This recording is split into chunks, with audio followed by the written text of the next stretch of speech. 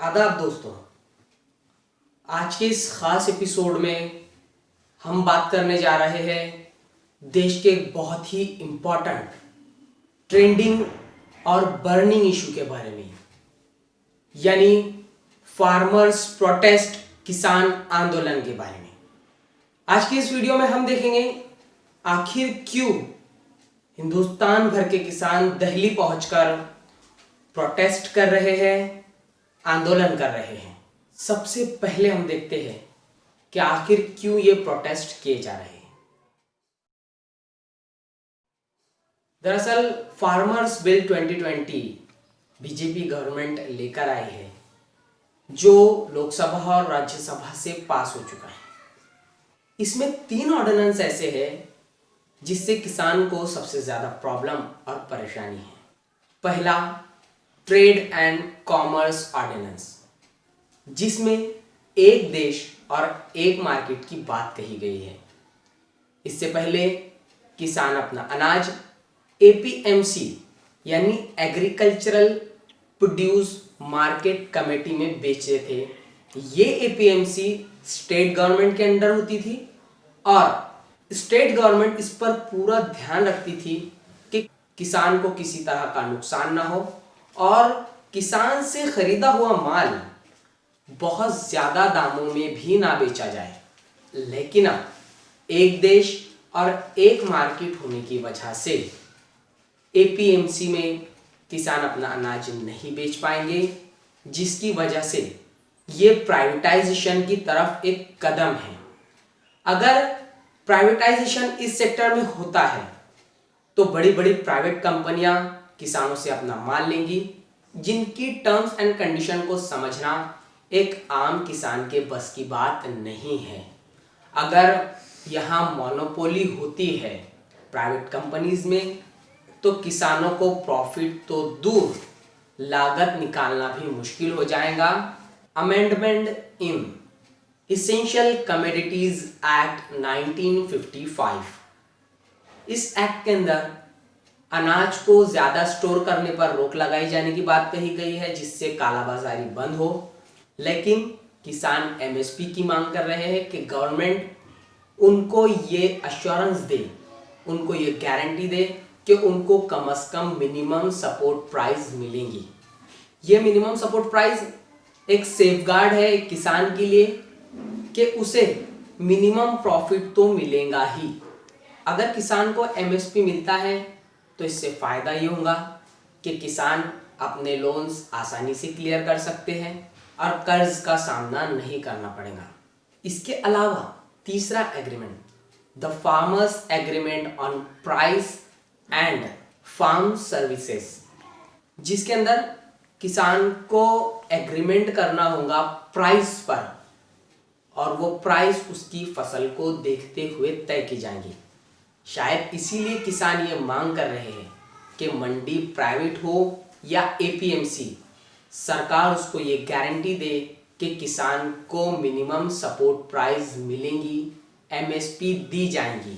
ये 3 अहम मुद्दे हैं जिन पर किसान बहुत ज्यादा नाराज है और प्रोटेस्ट कर रहे हैं। अब बात करते हैं इस प्रोटेस्ट की कुछ अहम झलकियों पर और इसके मीडिया कवरेज पर।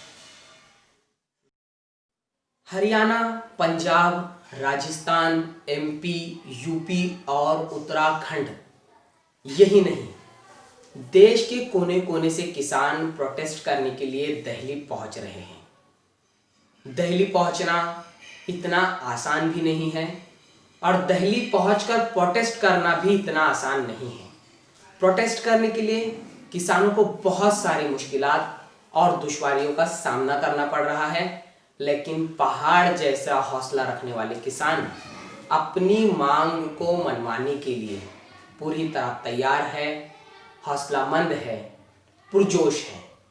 प्रोटेस्टर को साइलेंट करने के लिए और उन्हें रोकने के लिए पुलिस के जरिए लाठीचार्ज किया गया, वाटर कैनन चलाए गए, आंसू गैस के गोले दागे गए, बैरिकेडिंग लगाई गई।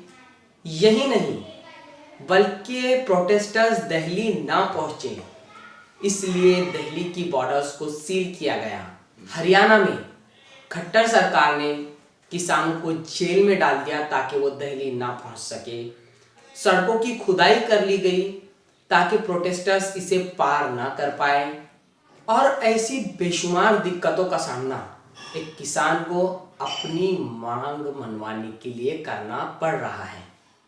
लेकिन इन सब तस्वीरों के दरमियान एक तस्वीर वो भी आई जिसने सबके दिल जीत लिए।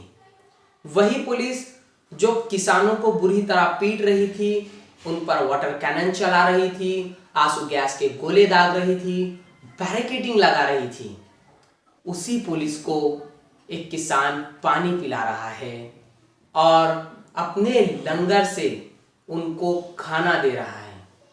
इसी तस्वीर ने सबके दिल जीत लिए। लाखों दुश्वारियों के बाद भी किसान खामोश नहीं हुए, बैरिकेडिंग से कूद कर चले गए, वाटर कैनन टैंक पर चढ़कर उसे बंद कर दिया। हालांकि ऐसा जिस शख्स ने किया उस पर अटेम्प्ट टू मर्डर के चार्जेस लगा दिए गए। हाँ, सड़क खोद दी गई तो दूसरा रास्ता इख्तियार कर लिया। यानी कि हर मुश्किलात का सामना करने के बावजूद किसान अपनी मांग मनवाने के लिए हर हद तक गुजरने को तैयार है और किसी भी तरह इस प्रोटेस्ट को, इस आंदोलन को छोड़ना नहीं चाहते। ये भी कहा गया कि जब तक सरकार उनकी बात नहीं मानेगी तब तक वो प्रोटेस्ट करते रहेंगे। लेकिन इससे रिलेटेड जो मीडिया कवरेज है वो कुछ बहुत खास नहीं है। जो कुछ भी है वो सरकार फेवर में ही नजर आ रहा है। देखिए इस तरह किसानों को किसने उकसाया, किसानों को किसने भड़काया, किसने दिल्ली भेजा टकराने के लिए, क्यों भेजा और इसके पीछे की सियासत क्या है?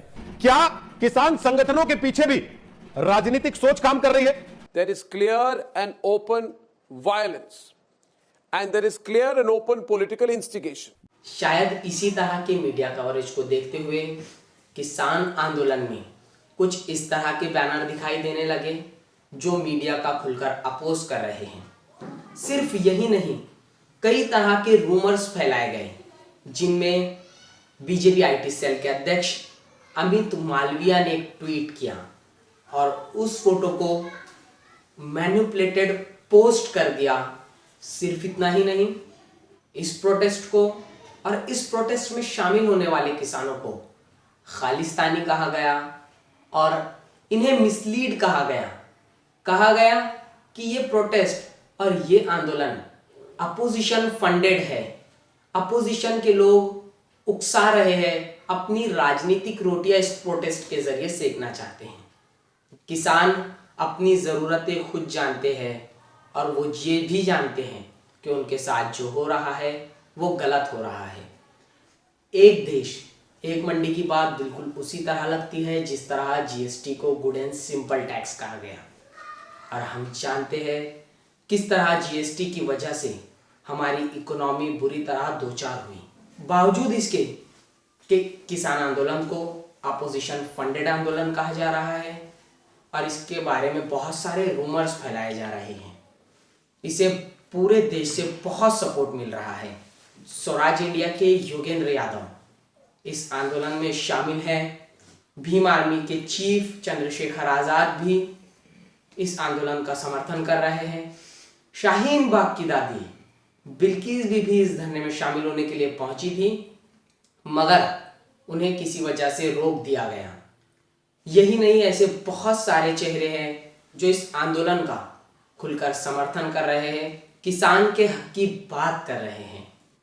एक ऐसा देश जिसकी इकोनॉमी बहुत ज़्यादा डिपेंड करती है किसान पर, खेती पर, एक ऐसा देश जिसके 60 से 70% लोग खेती करते हो, किसान हो, वहाँ किसान को अपनी बात मनवाने के लिए धरने आंदोलन करना पड़ रहा है। हम यही डिमांड करते हैं कि किसानों की मांगे पूरी की जाए, प्राइवेटाइजेशन को रोका जाए, उन्हें एमएसपी दी जाए, उनके लोन्स क्लियर किए जाए और अच्छे दामों में उनकी फसलें खरीदी जाए। उनकी मेहनत और उनकी लगन का फल सिला उनको दिया जाए। आपको ये एपिसोड कैसा लगा हमें कमेंट करके ज़रूर बताएं। इस वीडियो को लाइक और शेयर करें और नए इस चैनल पे हो तो चैनल को सब्सक्राइब करें। मुझे रेहान करीमी को दीजिए इजाज़त। शुक्रिया।